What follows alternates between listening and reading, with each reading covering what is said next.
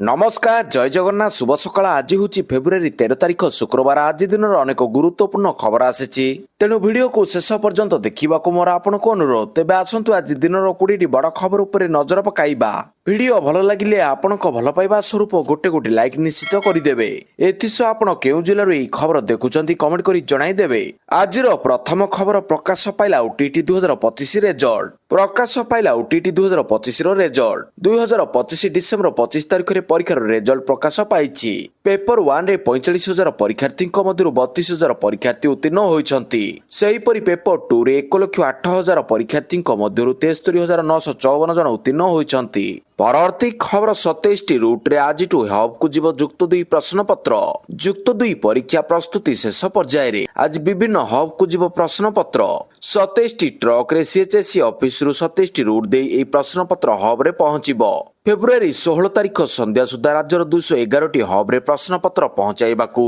सीएचएससी लक्ष्य रखिछि आज मालकानगिरी कोरापुट रायगड़ा बणियागढ़ राउरकेला रायगड़ा परी दूर स्थान को प्रश्न पत्र जीव सेबडे प्रथम थर पई सब हब रे एआई कैमेरा लगा जाइछि सीएचएससी ऑफिस रे AI camera command control room खोलिछि सब हब रो मॉनिटरिंग एठारु हेबो हब भीतर को जदि 2 रु अधिक लोक जीवे कंट्रोल रूम को अलर्ट आसीबो एने कैमेरा गुड़िकर एक सॉफ्टवेयर इंस्टॉल करा जाइछि जहाँ संपूर्ण त्रुटि शून्य बोली कहा जाउछि परवर्ती खबर पार्लियामेंट परिसर गांधी मूर्ति तले बिजेडी सांसदों धारणा ओडिशा रे विपर्यस्त आईन श्रृंखला परिस्थिति और श्रीमंदिर सुरक्षा विपन्न प्रतिवाद रे बिजेडी राज्यसभा सांसदों पार्लियामेंट परिसर थिबा गांधी मूर्ति तले नाराबाजी राज्यर आईन श्रृंखला बजाय रखिबा क्षेत्र रे क्षमतासीन सरकार विफल होइछंती एहा सह श्रीमंदिर को सुरक्षा देबारे मध्ये सरकार विफल होइछंती तेणु राज्य रे थिबा क्षमतासीन सरकार तुरंत इस्तीफा दियंतु बोली नाराबाजी देइछंती बिजेडी राज्यसभा सांसद माने गतकाली पूर्वाह्न रे सांसद सस्मित पात्र देवाशीष सामंतराय मानस रंजन मंगराज सुलता देव निरंजन बीसी एवं सुभाषिष खुंटिया प्लाकार्ड धरी पार्लियामेंट परिसर रे थिबा गांधी मूर्ति तले नाराबाजी करथिले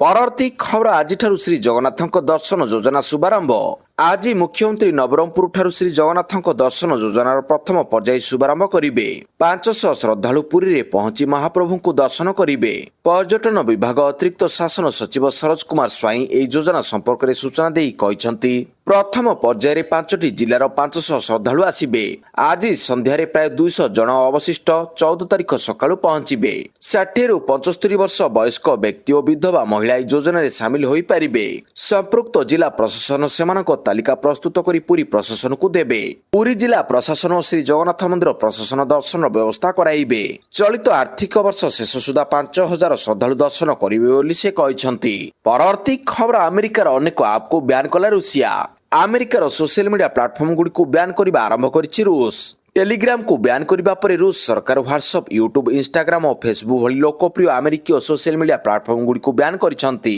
एणिकी रूस लोक माने ए सब लोकप्रिय ऐप व्यवहार करि परिबे नाही परवर्ती खबर चाषी समस्त धान उठिब कहिले मंत्री चाषी मानकर सब धान उठिब कहिसंती समवाय मंत्री मिलर्स को स्टोरेज क्षमता अनुसार धान रही जाइछि जेते जेते खाली होउछि सेतिकी सेतिकी धान उठुछि समस्तक धान उठिब कहिले समवाय मंत्री प्रदीप बलसामंत धान बिक्री अवधि सरिले मध्ये ताकू वृद्धि करा जिवो ए वर्ष प्रबल धान होइछि प्रति पंचायत रे स्टोर हेबो विधानसभा रे विरोधी प्रसंग कले उत्तर रेडियो होइछि परवर्ती खबर स्टॉक बाजार रे क्राश सेंसेक्स 400 पॉइंट को ह्रास भारतीय स्टॉक बाजार रे गुरुवार एक बड़ ह्रास देखा मिलता बीएसई सेंसेक्स 465 पॉइंट ह्रास पाइथिला एनएसई निफ्टी 5,25,821 तले कारोबार करथिला वाणिज्य दिन समय आईटी स्टॉक गुड़िक प्रबल विक्रय देखा मिलता निफ्टी रे इन्फोसिस विप्रो और टेक महिंद्रा भली आईटी स्टॉक 5% पर्यंत ह्रास पाइछि परवर्ती खबर 3 मास रे गणतिमणति सारिबा को हाईकोर्ट को निर्देश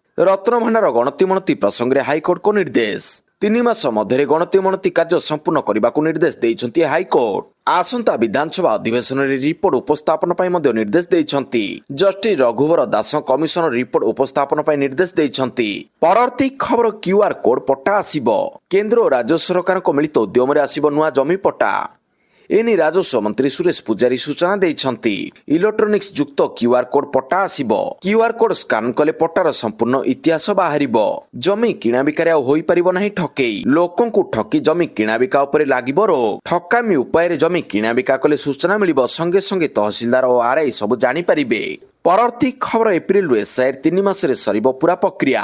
ଓଡ଼ିଶାରେ ଭୋଟର ତାଲିକାରେ ହେବ ସ୍ୱତନ୍ତ୍ର ସଂଗଠନ ସଂଶୋଧନ। ଏପ୍ରିଲରୁ ଏହି ପ୍ରକ୍ରିୟା ଆରମ୍ଭ ହେବାକୁ ଯାଉଛି। ଚଳିତ ମାସ ଶେଷ ସୁଦ୍ଧା ଭୋଟର ମ୍ୟାପିଂ କାମ ସାରିବାକୁ ଲକ୍ଷ୍ୟ ରଖାଯାଇଛି। ବର୍ତ୍ତମାନ 12 ରାଜ୍ୟରେ ଏସ୍ଆଇଆର୍ ପ୍ରକ୍ରିୟା ଚାଲିଥିବା ବେଳେ ଓଡ଼ିଶାରେ ଏହି ଦିଗରେ ପ୍ରକ୍ରିୟା ଆଗେଇଛନ୍ତି ରାଜ୍ୟ ମୁଖ୍ୟ ନିର୍ବାଚନ ଅଧିକାରୀ। 2002ରେ ଶେଷ ଥର ପାଇଁ ଓଡ଼ିଶାରେ ଏସ୍ଆଇଆର୍ କରାଯାଇଥିଲା। 2002 ଭୋଟର ତାଲିକା ଓ 2025 ତାଲିକାକୁ ସମ୍ମିଳିତ କରି ଭୋଟରଙ୍କୁ ମ୍ୟାପିଂ କରାଯାଉଛି। ପରବର୍ତ୍ତୀ ଖବର ଜାତିସଂଘ ସୁରକ୍ଷା ପରିଷଦରେ ପାକିସ୍ତାନକୁ ଦୋହରା ଝଟକା। ଜାତିସଂଘରେ ପାକିସ୍ତାନକୁ ଏକ ବଡ଼ ଝଟକା ଲାଗିଲା। ଜାତିସଂଘ ସୁରକ୍ଷା ପରିଷଦର 1267 ପ୍ରତିବନ୍ଧକ ମନିଟରିଂ କମିଟିର ସଦ୍ୟତମ ରିପୋର୍ଟରେ ପାକିସ୍ତାନ ସ୍ଥିତ ଆତଙ୍କବାଦୀ ସଂଗଠନ ଜୈସେ ମହମ୍ମଦକୁ ତାଲିକାଭୁକ୍ତ କରାଯାଇଛି। ଏହାକୁ ଜାତିସଂଘ ଦ୍ୱାରା ଏକ ଆତଙ୍କବାଦୀ ସଂଗଠନ ଭାବରେ ଘୋଷଣା କରାଯାଇଛି। ଏହି ଆତଙ୍କବାଦୀ ସଂଗଠନ ଦିଲ୍ଲୀର ଲାଲକିଲ୍ଲାରେ ହୋଇଥିବା ଆତଙ୍କବାଦୀ ଆକ୍ରମଣ ସହିତ ମଧ୍ୟ ଜଡ଼ିତ।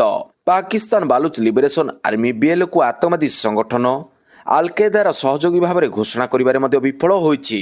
ଦୁଇଟି ମୋର୍ଚ୍ଚାରେ ବିଫଳ ହୋଇ ପାକିସ୍ତାନକୁ ଦୋହରା ଝଟକା ଲାଗିଛି। ପରବର୍ତ୍ତୀ ଖବର ପୁଣି ISS ସ୍ତରରେ ଅଦଳ ବଦଳ, ବାତିଲ ହେଲା ସ୍ମାର୍ଟ ସିଟି ଓ BDA ଉପାଧ୍ୟକ୍ଷ ନିଯୁକ୍ତି। ରାଜ୍ୟ ସରକାର ପୁଣି ଥରେ IS ସ୍ତରରେ ଅଦଳ ବଦଳ କରିଛନ୍ତି। ଏଥିରେ 5 ଜଣଙ୍କୁ ନୂଆ ଦାୟିତ୍ୱ ଦିଆଯାଇଛି। ତେବେ ପୂର୍ବ ବଦଳରେ ରଶ୍ମିତା ପଣ୍ଡାଙ୍କୁ ଦିଆଯାଇଥିବା BDA ଉପାଧ୍ୟକ୍ଷ ଏବଂ ସ୍ମାର୍ଟ ସିଟି MD ନିଯୁକ୍ତିକୁ ସରକାର ବାତିଲ କରିଛନ୍ତି। ପୂର୍ବପରି ଚଞ୍ଚଳ ରାଣା ସେହି ପଦବୀରେ ରହିବେ। ପରବର୍ତ୍ତୀ ଖବର ଭାରତ ବନ୍ଦ, GNM ବାର୍ଷିକ ପରୀକ୍ଷା ସ୍ଥଗିତ। ଫେବୃଆରୀ 12ରେ ହେବାକୁ ଥିବା GNM ବାର୍ଷିକ ପରୀକ୍ଷାକୁ ଘୁଞ୍ଚାଇ ଦିଆଯାଇଛି। କେନ୍ଦ୍ରୀୟ ଶ୍ରମିକ ସଂଗଠନ ଏବଂ ବ୍ୟାଙ୍କ ସଂଘ ପକ୍ଷରୁ ଦେଶବ୍ୟାପୀ ଧର୍ମଘଟ ଡାକରା ଦିଆଯାଇଥିବାରୁ ଏହି ନିଷ୍ପତ୍ତି ନିଆଯାଇଛି। ବିଜ୍ଞପ୍ତି ଅନୁସାରେ ଫେବୃଆରୀ 12 ତାରିଖରେ ହେବାକୁ ଥିବା GNM ଦ୍ୱିତୀୟ ବର୍ଷର ମେଣ୍ଟାଲ ହେଲ୍ଥ ପରୀକ୍ଷାକୁ ସ୍ଥଗିତ ରଖାଯାଇଛି। ଏହି ପରୀକ୍ଷା ଏବେ ଫେବୃଆରୀ 16 ତାରିଖ ଦିନ ଅନୁଷ୍ଠିତ ହେବ। ପରୀକ୍ଷା ସକାଳ 10ଟାରୁ ଆରମ୍ଭ ହୋଇ ଦିନ 1ଟା ପର୍ଯ୍ୟନ୍ତ ଚାଲିବ। ପରୀକ୍ଷାର୍ଥୀମାନେ ଏହି ପରିବର୍ତ୍ତିତ ତାରିଖ ଅନୁସାରେ ପ୍ରସ୍ତୁତ ରହିବାକୁ ପରାମର୍ଶ ଦିଆଯାଇଛି। ପରବର୍ତ୍ତୀ ଖବର ପିତ୍ତବାସ ହତ୍ୟାକାଣ୍ଡ ଚାର୍ଜସିଟ୍ରେ ବଡ଼ ତଥ୍ୟ। ଆଇନଜୀବୀ ପିତ୍ତବାସ ପଣ୍ଡା ହତ୍ୟାକାଣ୍ଡ ପଛରେ ବଡ଼ ଟୁଇଷ୍ଟ ମିଳିଛି। ସାମ୍ନାକୁ ଆସିଲା ଚାଞ୍ଚଲ୍ୟକର ତଥ୍ୟ। ବିକ୍ରମ ପଣ୍ଡାଙ୍କ ଆପତ୍ତିଜନକ ଫଟୋ ରଖି ବ୍ଲାକମେଲ କରୁଥିଲେ ପିତ୍ତବାସ। ହତ୍ୟାକାଣ୍ଡ ପଛରେ ରହିଛି କି ପୂର୍ବତନ ବିଧାୟକଙ୍କ ଆପତ୍ତିଜନକ ଫଟୋ ଲିଙ୍କ। ପୂର୍ବତନ ବିଧାୟକ ବିକ୍ରମ ପଣ୍ଡାଙ୍କ କିଛି ଆପତ୍ତିଜନକ ଫଟୋ ପିତ୍ତବାସଙ୍କ ପାଖରେ ରହିଥିଲା। ତାହାକୁ ସର୍ବସାଧାରଣରେ ଭାଇରାଲ କରିଦେବେ ବୋଲି ପିତ୍ତବାସ ଧମକ ଦେଉଥିଲେ।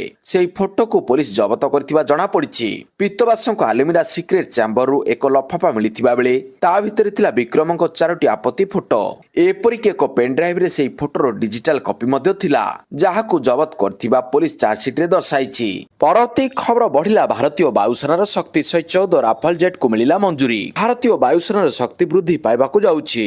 ଫ୍ରାନ୍ସ ରାଷ୍ଟ୍ରପତି ଇମାନୁଏଲ ମାକ୍ରନ୍ଙ୍କ ଦିଲ୍ଲୀ ଗସ୍ତ ପୂର୍ବରୁ ରାଫାଲ ଲଢୁଆ ବିମାନ ପାଇଁ ଭାରତ ଏବଂ ଫ୍ରାନ୍ସ ମଧ୍ୟରେ ହୋଇଥିବା ମେଗା ଡିଲ୍ ସମ୍ପର୍କରେ ଏକ ଭଲ ଖବର ଆସିଛି। ଗୁରୁବାର ପ୍ରତିରକ୍ଷା ମନ୍ତ୍ରାଳୟ ଭାରତ ବାୟୁସେନା ପାଇଁ 114ଟି ଭାରତରେ ନିର୍ମିତ ରାଫାଲ ଲଢୁଆ ବିମାନକୁ ମଞ୍ଜୁରୀ ଦେଇଛି। ଭାରତରେ ନିର୍ମିତ ହେବାକୁ ଥିବା ଫରାସୀ ଲଢୁଆ ବିମାନ ପାଇଁ ଏହି ଡିଲ୍ର ମୋଟ ମୂଲ୍ୟ ପ୍ରାୟ 3.25 ଲକ୍ଷ କୋଟି ହେବ। ଏହା ବିଶ୍ୱର ସବୁଠାରୁ ବଡ଼ ପ୍ରତିରକ୍ଷା ଚୁକ୍ତି ମଧ୍ୟରୁ ଅନ୍ୟତମ ହେବ। ପ୍ରତିରକ୍ଷା ଅଧିଗ୍ରହଣ ପରିଷଦ DSCର ଏକ ଗୁରୁତ୍ୱପୂର୍ଣ୍ଣ ବୈଠକରେ ଏହି ଡିଲ୍ ପାଇଁ ଅନୁମୋଦନ ଦିଆଯାଇଛି। ପରବର୍ତ୍ତୀ ଖବର ଓମାନକୁ ହରାଇ ଶୀର୍ଷରେ ଶ୍ରୀଲଙ୍କା। ଚଳିତ T20 ବିଶ୍ୱକପରେ ସହ ଆୟୋଜକ ଶ୍ରୀଲଙ୍କାର ଜୟଯାତ୍ରା ଜାରି ରହିଛି।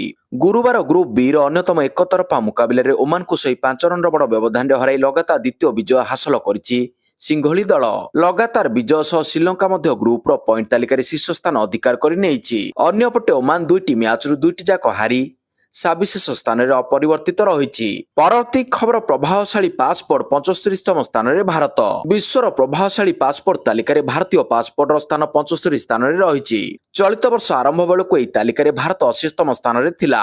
ମାସକ ଭିତରେ ସେଥିରେ 5 ପାହାଚର ଉନ୍ନତି ଘଟିଥିବା ହେନି ପାସପୋର୍ଟ ଇଣ୍ଡେକ୍ସ 2024 ଫେବୃଆରୀ ରିପୋର୍ଟରୁ ଜଣାପଡ଼ିଛି। ହେନି ଅନୁସାରେ ଯେଉଁ ଦେଶରେ ପାସପୋର୍ଟ ମାଧ୍ୟମରେ ଯେତେ ଅଧିକ ଦେଶକୁ ଭିସାମୁକ୍ତ ପ୍ରବେଶ ଅନୁମତି ମିଳିବ, ତାହା ସେତେ ଶକ୍ତିଶାଳୀ। ପରବର୍ତ୍ତୀ ଖବର 4ଟି ଜିଲ୍ଲାକୁ ନେଇ ପାକ୍ ଆର୍ମି ଗଠିତ। ବୁଧବାର ପାକିସ୍ତାନ ସେନାକୁ ନେଇ ପ୍ରତିରକ୍ଷା ମନ୍ତ୍ରୀ ଖାବାଜ ଆସିଫଙ୍କ ବଡ଼ ବୟାନ ପରେ ଗୁରୁବାର ଏକ ଜାତୀୟ ସଭାରେ ବିରୋଧୀ ଦଳ ନେତା ମହମୁଦ ଖାନ ଅଚଚକାଇ ମୁନିର ସେନାକୁ 4ଟି ଜିଲ୍ଲାର ସେନା ଭାବରେ ବର୍ଣ୍ଣନା କରିଛନ୍ତି। ପାକିସ୍ତାନରେ ସେନାର ଗଠନ ପ୍ରବାହ ସମ୍ପର୍କରେ ଏକ ବଡ଼ ଖୁଲାସା ହୋଇଛି। ଆଚକଚାଇ କହିଛନ୍ତି ପାକିସ୍ତାନ ସେନା କେବଳ 4ଟି ଜିଲ୍ଲାରେ ପ୍ରାଧାନ୍ୟ ବିସ୍ତାର କରେ। ଏହି ଜିଲ୍ଲାର ଲୋକମାନେ ସେନାକୁ କମାଣ୍ଡ କରନ୍ତି ଏବଂ କ୍ଷମତା ନିୟନ୍ତ୍ରଣ କରନ୍ତି। ପରବର୍ତ୍ତୀ ଖବର ରାଜପାଲ ଯାଦବଙ୍କୁ ମିଳିଲାନି ଜାମିନ ସୋମବାର ପର୍ଯ୍ୟନ୍ତ ଶୁଣାଣି ସ୍ଥଗିତ ବଲିଉଡ ଅଭିନେତା ରାଜପାଲ ଯାଦବଙ୍କୁ ଜାମିନ ଆବେଦନ ମାମଲାରେ ଦିଲ୍ଲୀ ହାଇକୋର୍ଟ ସୋମବାର ପର୍ଯ୍ୟନ୍ତ ଶୁଣାଣିକୁ ସ୍ଥଗିତ ରଖିଛନ୍ତି ଅଦାଲତ ଏହି ମାମଲାର ପରବର୍ତ୍ତୀ ଶୁଣାଣି 16 ଫେବୃଆରୀରେ ନିର୍ଦ୍ଧାରଣ କରିଛନ୍ତି ଶୁଣାଣି ସମୟରେ ଅଭିନେତାଙ୍କ ପକ୍ଷରେ ଉପସ୍ଥିତ ଓକିଲ କୋର୍ଟକୁ ଜଣାଇଥିଲେ ଯେ ସେ ତାଙ୍କ କ୍ଲାଏଣ୍ଟକୁ ଯୋଗାଯୋଗ କରିବାକୁ ଚେଷ୍ଟା କରିଥିଲେ କିନ୍ତୁ ତାଙ୍କ ସହ କଥା ହୋଇପାରିଲା ନାହିଁ ସେ କହିଥିଲେ ଯେ ଜାମିନ ଆବେଦନ ଦାଖଲ ହୋଇଛି ଏବଂ ପ୍ରତିପକ୍ଷକୁ ଉତ୍ତର ପ୍ରଦାନ ପାଇଁ ସମୟ ଦେବା ଆବଶ୍ୟକ ପରବର୍ତ୍ତୀ ଖବର ଭାରତ ବନ୍ଦରେ କମିଲା ସୁନା ଦର ଭାରତୀୟ ବଜାରରେ 24 କ୍ୟାରେଟ ସୁନା 1,58,400 ଟଙ୍କା ରହିଛି ସେହିପରି 22 କ୍ୟାରେଟ ସୁନା ଦର 1,45,200 ଟଙ୍କା ଛୁଇଁଛି ସେହିପରି ରାଜଧାନୀ ଭୁବନେଶ୍ୱରରେ 24 କ୍ୟାରେଟ ସୁନା ମୂଲ୍ୟ 10 ଗ୍ରାମ ପିଛା 1,58,400 ଟଙ୍କା ରହିଥିବା ବେଳେ 22 କ୍ୟାରେଟ ସୁନାର ମୂଲ୍ୟ 1,45,200 ଟଙ୍କାକୁ ପହଞ୍ଚିଛି ପରବର୍ତ୍ତୀ ଖବର କଟକରେ ଲେଜର ଲାଇଟ୍ ମନା କଟକରେ ଲେଜର ଲାଇଟ୍ ବ୍ୟବହାର ଉପରେ ହାଇକୋର୍ଟଙ୍କ ଆଶ୍ୱସ୍ତି ରାତି 10ଟା ପରେ ରୋଷଣୀ ମନା ଡିଜେ ବ୍ୟବହାର ନେଇ କଟକଣା ଲାଗିଛି ରାତି 10ଟା ପରେ ରୋଷଣୀ ମନା ଡିଜେ ବ୍ୟବହାର ନେଇ କଟକଣା ଲାଗିଛି ଏଥିସହିତ ବିକଟାଳ ଶବ୍ଦ ଯୁକ୍ତ ଡିଜେ ବ୍ୟବହାର ଉପରେ ମଧ୍ୟ ରୋକ ଲଗାଯାଇଛି କମିଶନରେଟ ପୋଲିସକୁ ଏନେଇ ନିର୍ଦ୍ଦେଶ ଦେଇଛନ୍ତି ହାଇକୋର୍ଟ କଟକ ସହର ସମସ୍ୟା ମାମଲାର ଶୁଣାଣିକୁ ନେଇ ହାଇକୋର୍ଟକୁ ନିର୍ଦ୍ଦେଶ ଦେଇଛନ୍ତି ପରବର୍ତ୍ତୀ ଖବର ନବରଙ୍ଗପୁର ଯିବେ ମୁଖ୍ୟମନ୍ତ୍ରୀ ଆଜି ମାନ୍ୟବର ମୁଖ୍ୟମନ୍ତ୍ରୀଙ୍କ ନବରଙ୍ଗପୁର ଜିଲ୍ଲା ଗସ୍ତ ପରିପ୍ରେକ୍ଷୀରେ ସ୍ଥାନୀୟ ଜିଲ୍ଲାପାଳଙ୍କ କାର୍ଯ୍ୟାଳୟରେ ଅଶୋକ ମେହେଟା ସମ୍ମିଳନୀ ଗୃହରେ ଜିଲ୍ଲାପାଳ ଡକ୍ଟର ମହେଶ୍ୱର ସ୍ୱାଇଁଙ୍କ ଦ୍ୱାରା ଏକ ସାମ୍ବାଦିକ ସମ୍ମିଳନୀ ଅନୁଷ୍ଠିତ ହୋଇଯାଇଛି ମାନ୍ୟବର ମୁଖ୍ୟମନ୍ତ୍ରୀ ଶ୍ରୀ ମୋହନ ଚରଣ ମାଝୀ ନବରଙ୍ଗପୁର ଜିଲ୍ଲା ଗସ୍ତ କରି ନୂତନ ମଣ୍ଡେଇ ପଡ଼ିଆ ହିଲିଠାରେ ଆୟୋଜିତ ସଭାରେ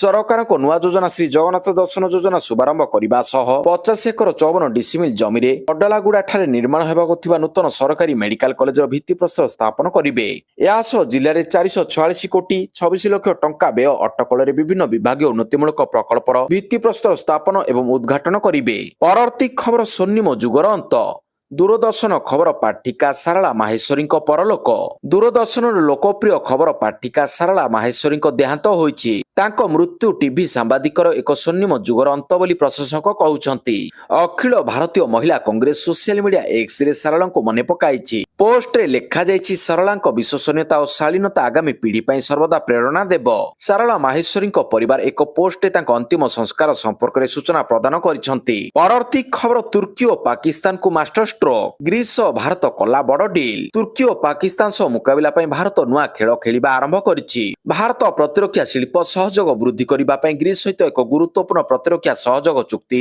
ସ୍ୱାକ୍ଷର କରିଛି ଗ୍ରୀସର ପ୍ରତିରକ୍ଷା ମନ୍ତ୍ରୀ ନିକୋଲସ୍ ଜର୍ଜିଓସ୍ ଡେଣ୍ଡିଆସ୍ ଓ ଭାରତୀୟ ପ୍ରତିରକ୍ଷା ମନ୍ତ୍ରୀ ରାଜନାଥ ସିଂ ଫେବୃଆରୀ 9 ତାରିଖରେ ବସିଥିବା ଏକ ବୈଠକରେ ଏ ମିଳିତ ଚୁକ୍ତି ସ୍ୱାକ୍ଷର କରିଛନ୍ତି ପରବର୍ତ୍ତୀ ଖବର ନାମିବିଆକୁ 93 ରନରେ ପରାସ୍ତ କଲା ଭାରତ ଅନ୍ତର୍ଜାତୀୟ କ୍ରିକେଟ ପରିଷଦ ଆଇସିସି ଦ୍ୱାରା ପରିଚାଳିତ ଟି20 ପୁରୁଷ ବିଶ୍ୱକପ୍ 2026ରେ ଭାରତ ନିଜର ଦ୍ୱିତୀୟ ମ୍ୟାଚରେ ଗୁରୁବାର ଦମଦାର ପ୍ରଦର୍ଶନ କରିଛି ସ୍ଥାନୀୟ ଅରୁଣ ଜେଟଲୀ ଷ୍ଟାଡିୟମରେ ସୂର୍ଯ୍ୟକୁମାର ଯାଦବଙ୍କ ବାହିନୀ ଉଭୟ ବ୍ୟାଟିଂ ଏବଂ ବୋଲିଂରେ ନିଜର ଦକ୍ଷତା ଦେଖାଇଛି ନାମିବିଆ ବିପକ୍ଷରେ 93 ରନରେ ବିଜୟ ହାସଲ କରିଛି ଟିମ୍ ଇଣ୍ଡିଆ 210 ରନର ବିଜୟ ଲକ୍ଷ୍ୟ ନେଇ ବ୍ୟାଟିଂ କରିଥିବା ନାମିବିଆ 17 ଓଭର 4 ବଲରେ 116 ରନ୍ ସଂଗ୍ରହ କରିପାରିଥିଲା ଏହି ମ୍ୟାଚରେ ନାମିବିଆ ଟସ୍ ଜିତି ପ୍ରଥମେ ବୋଲିଂ ନିଷ୍ପତ୍ତି ନେଇଥିଲା ଭାରତକୁ ବ୍ୟାଟିଂ ପାଇଁ ଆମନ୍ତ୍ରଣ କରିଥିଲା ଭାରତୀୟ ଟିମ୍ ପ୍ରଥମେ ବ୍ୟାଟିଂ କରି 209 ରନ୍ କରିଥିଲା ଯେଉଁଥିରେ ଇଶାନ କିଶାନ ଏବଂ ହାର୍ଦ୍ଦିକ ପାଣ୍ଡ୍ୟାଙ୍କ ଦମଦାର ବ୍ୟାଟିଂ ସାମିଲ ରହିଥିଲା ପରବର୍ତ୍ତୀ ଖବର ରୁଷ ଠାରୁ ତୈଳ କିଣିବାକୁ କୌଣସି ଭାରତୀୟ ନେତା ମନା କରିନାହାନ୍ତି କହିଲେ ଲାଭ୍ରୋଭ ରୁଷ ଠାରୁ ଭାରତ ତୈଳ କ୍ରୟ କରିବା ବନ୍ଦ କରିବ ବୋଲି ଆମେରିକା ରାଷ୍ଟ୍ରପତି ଡୋନାଲ୍ଡ ଟ୍ରମ୍ପଙ୍କ ବ୍ୟତୀତ ଅନ୍ୟ କୌଣସି ଭାରତୀୟ ନେତା ମନା କରିନାହାନ୍ତି ବୋଲି ରୁଷର ବିଦେଶ ମନ୍ତ୍ରୀ ସର୍ଗେଇ ଲାଭ୍ରୋଭ ବୁଧବାର କହିଛନ୍ତି ଆମେରିକା ରୁଷ ଠାରୁ ତୈଳ କ୍ରୟ ବନ୍ଦ କରିବାକୁ ଭାରତ ସମେତ ଅନ୍ୟ ଦେଶମାନଙ୍କୁ ବାଧ୍ୟ କରୁଛି ବୋଲି ମସ୍କୋ ଅଭିଯୋଗ କରିବାର 2 ଦିନ ପରେ ଲାଭ୍ରୋଭଙ୍କ ଏହି ମନ୍ତବ୍ୟ ଆସିଛି ପରବର୍ତ୍ତୀ ଖବର 500 MWH ବ୍ୟାଟେରୀ ଷ୍ଟୋରେଜ ପ୍ରକଳ୍ପ ଉନ୍ମୋଚିତ ଓଡ଼ିଶା ନବୀକରଣୀୟ ଶକ୍ତି ନିବେଶ ସମ୍ମିଳନୀର ତୃତୀୟ ସଂସ୍କରଣ ଭୁବନେଶ୍ୱରରେ ସଫଳ ଭାବରେ ଆୟୋଜିତ ହୋଇଛି ଏହା ଓଡ଼ିଶାର ସ୍ୱଚ୍ଛ ଶକ୍ତି ନେତୃତ୍ୱକୁ ଆହୁରି ସୁଦୃଢ଼ କରିପାରିଛି ଗ୍ରିଡ୍କୋ ଲିମିଟେଡ୍ ଓ ଓଡ଼ିଶା ସରକାରଙ୍କ ଶକ୍ତି ବିଭାଗ ଦ୍ୱାରା ଆୟୋଜିତ ଏହି ସମ୍ମିଳନୀରେ ରାଜ୍ୟର ନବୀକରଣୀୟ ଶକ୍ତି ନିବେଶକୁ ତ୍ୱରାନ୍ୱିତ କରିବା ପାଇଁ ନୀତି ନିର୍ଦ୍ଧାରକ ନିବେଶକ ଆର୍ଥିକ ପ୍ରତିଷ୍ଠାନ ପ୍ରଯୁକ୍ତି ବିଦ୍ୟା ପ୍ରଦାନକାରୀ ଏବଂ ଶିଳ୍ପ ଜଗତର ପ୍ରମୁଖ ବ୍ୟକ୍ତିବିଶେଷ ଏକତ୍ରିତ ହୋଇଛନ୍ତି ଆନ୍ତର୍ଜାତୀୟ ସଂସ୍ଥା ନଲେଜ ପାଟର୍ନ ଭାବରେ କାର୍ଯ୍ୟ କରୁଛି ପରବର୍ତ୍ତୀ ଖବର ପୁସ୍ତକ ଲେଖିବା ପୂର୍ବରୁ ଅନୁମତି ନେବେ ସେନା ଅଧିକାରୀ ସରକାର ଆଣିବେ ନୂତନ ନିୟମ ପୂର୍ବତନ ସେନା ମୁଖ୍ୟ ଜେନେରାଲ ମନୋଜ ମୁକୁନ୍ଦ ନାବରେଙ୍କ ଅପ୍ରକାଶିତ ପୁସ୍ତକ 4 ଷ୍ଟାର ଅଫ୍ ଡେଷ୍ଟିନିକୁ ନେଇ ବିବାଦ ମଧ୍ୟରେ ପ୍ରତିରକ୍ଷା ମନ୍ତ୍ରାଳୟ କଠୋର ନିୟମ ପ୍ରଣୟନ କରିବାକୁ ଯାଉଛି ସେବାରତ କିମ୍ବା ଅବସରପ୍ରାପ୍ତ ପ୍ରତିରକ୍ଷା କର୍ମଚାରୀଙ୍କ ଦ୍ୱାରା ଲିଖିତ ପୁସ୍ତକ ପାଇଁ ମନ୍ତ୍ରାଳୟ ନୂତନ ନିର୍ଦ୍ଦେଶାବଳୀ ପ୍ରସ୍ତୁତ କରୁଛି। ପ୍ରସ୍ତାବିତ ନିୟମାବଳୀ ଅନୁସାରେ ବର୍ତ୍ତମାନ ସେବାରତ କିମ୍ବା ଅବସରପ୍ରାପ୍ତ ସୈନିକ ଅଧିକାରୀମାନଙ୍କୁ ପୁସ୍ତକ ଲେଖିବା ପୂର୍ବରୁ ମନ୍ତ୍ରାଳୟରୁ ଅନୁମତି ନେବାକୁ ପଡ଼ିବ।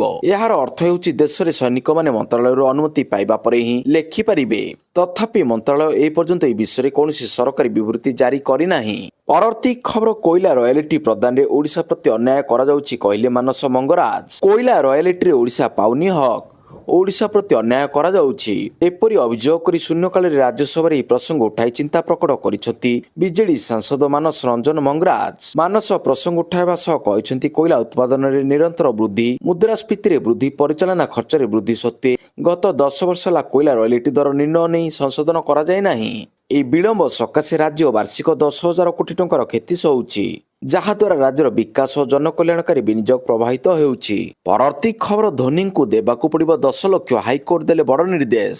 IPL 2024 ମାର୍ଚ୍ଚ 26ରୁ ଆରମ୍ଭ ହେବାର ସମ୍ଭାବନା ଅଛି।